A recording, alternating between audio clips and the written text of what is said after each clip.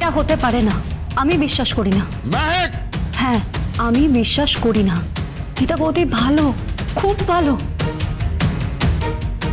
পাপা, তোমার হয়তো ওকে বুঝতে অসুবিধা হচ্ছে। তুমি বাড়ির বাইরের কারোর কথা শুনে গীতা বৌদির ব্যাপারে সিদ্ধান্ত নিচ্ছ। এই তুমি আর একটুও এগোবে না, তুমি একদম কথা বলবে না। হ্যাঁ মেহেক, মেহেক তুমি কেন এত পাকা পাকা কথা বলছো? আর বড়দের কথার মধ্যে কেন তুমি কেন মাথা গলাচ্ছ? বলো কেন মাথা গলাচ্ছ? মাথা ঘামাচ্ছি তার কারণ আমি জানি, আমি পুরোটা জানি।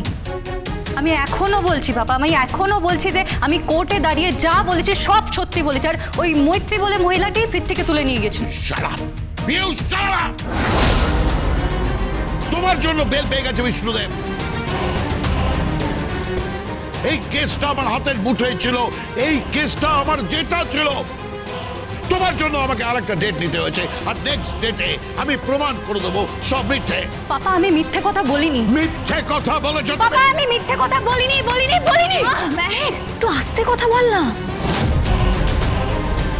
মেহেক, কি স্পর্ধা! তুই তোর বাবার মুখে মুখে তর্ক করছিস। এই সব কিছু শুধুমাত্র গীতা বৌদির জন্যই হচ্ছে। ঈশা, থাক, দোহাই তোমাদের, প্লিজ এসব নিয়ে না কথা বললো না, ঝগড়া বাড়িও না, প্লিজ, বারবার বলছি। ঝগড়া তো হবে, ঝগড়া হবে। এই বাড়ির কর্তা, গুরুজন, স্বয়ং অগ্নিজিৎ মুখার্জির বিরুদ্ধে কথা হচ্ছে, ঝগড়া তো হবেই, তাই না? কে কথা বলছে? না আমার খুব শ্বশুর মশাই, আমার ননদ। উনি কি করেছেন বলো, উত্তর দাও, কি করেছেন উনি? আমার শ্বশুর মশাই কি করেছেন? উনি যেটা করেছেন, ওনার জায়গায় অন্য কোনো শ্বশুর মশাই থাকলে ঠিক একই কাজটা করতো।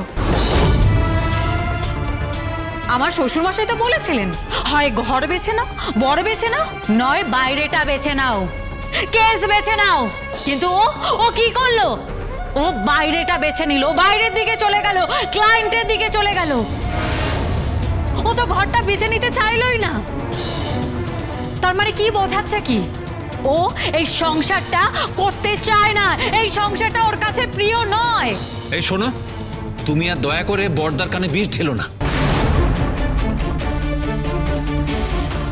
ও একজন পেশাদার মেয়ে, তার পেশাদারিত্বকে আমরা কখনো অসম্মান করতে পারি না। তাহলে সেই লজিকে যতক্ষণ না কেস জেতা হচ্ছে ততক্ষণ অগ্নিজিৎ মুখার্জিও বাড়ির বাইরে থাকবে, এটাই থাকা উচিত নয়।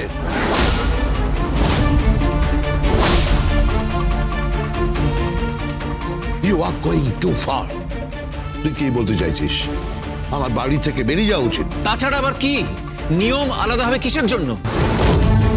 গীতা LLB সোম থেকে রবি প্রতিদিন সন্ধ্যে 6:30টায় স্টার জলসায় ও জিও হটস্টারে।